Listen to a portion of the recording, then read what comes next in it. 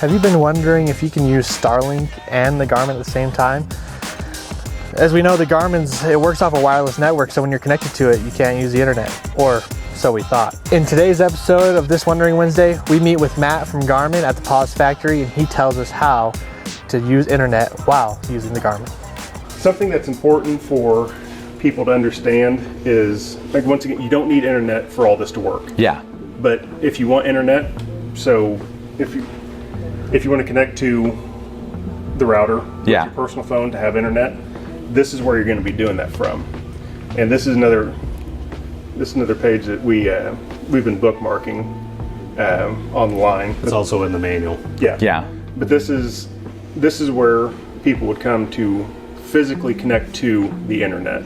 Yeah. So like if you wanted to turn your phone into a hotspot. So if a campsite has free public Wi-Fi, KOA, this is where the list of Wi-Fi's would be, and then connecting to the internet is just as easy as following the prompts. So you pick your network, you connect to it, and then once you see the green online right there, you're now connected to the internet. Your actual so you have trailers connected to you have physical connection to the internet. That's happening through the Teton antenna. So there's so explain this. So there's an actual antenna on the roof that will connect. You can see it to the Wi-Fi. Like if you pull into a campground or you're staying at your grandkids' house and they have internet, and this thing has a pretty good range, right? It will go pretty. That's an extended antenna, so it works really well. It essentially boosts the power. Yep. And then does this antenna have some sort of internet capability over cellular?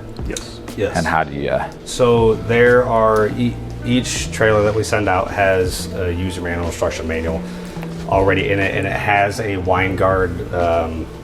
Whoever they use, there's a SIM card that's in the antenna. Mm-hmm. Yeah. And also in the manual, there's instructions on how to remove the antenna. So if a customer has their own SIM card, they don't have to use that one. They can bring their own. They can put their own in there.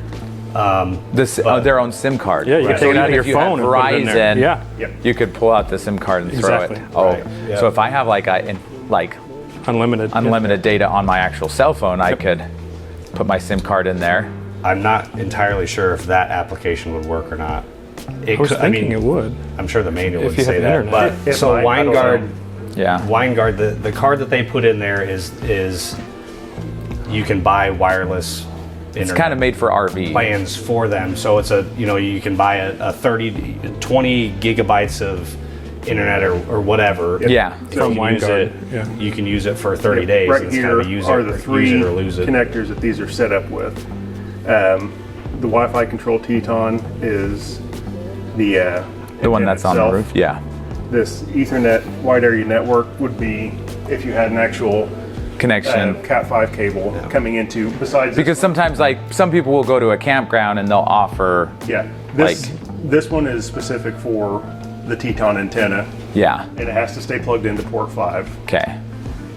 But the Ethernet WAN is for the other open ports in there, and then cellular 1 that you see here is for tethering a mobile phone to the router. There's a USB port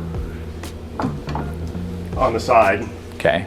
And you can tether your phone to that. You can also use your phone if you have mobile data and a hotspot on your phone. You can use that too, but that just comes up as a wireless network. Okay. If you actually physically tether your phone to the router, then that's what that cellular 1 and then essentially I get on my computer and I'm using the internet off of this. Yeah, you would just connect to the Pause. From the Wi-Fi Ranger web page, you can purchase data for your installed SIM card from right here. So you don't necessarily have to go out and go to like AT&T and buy. You can do that from right here. Now the key to this is that in order for this to work, you do have to have internet access. Yeah, so of course. If you're out in the middle of nowhere, like absolute nowhere, you can't just hit this and expect it to work. That's something you'd either need to do at already. That's what I got Starlink for. Which Starlink is an option. In here, you can see it right there. It's not one that we pre-select Yeah. because not a lot of people Have it necessarily yet? have it. But we have discussed it. Yeah, but it is an option here.